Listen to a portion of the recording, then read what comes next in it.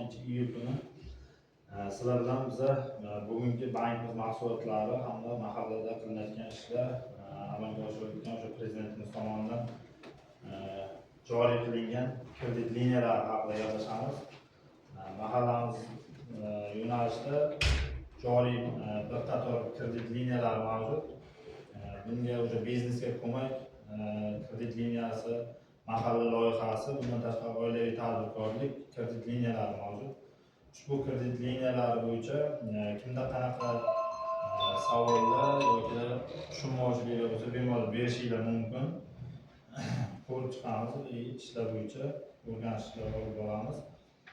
Kreditlarimiz o'sha mahalla loyihasi kreditlari 50 milliongacha sug'urta hamda kafillik asosida beriladi. Biznesga birinchi qadam yo'nalishida 17 milliongacha kredit liniyalarimiz ochiq.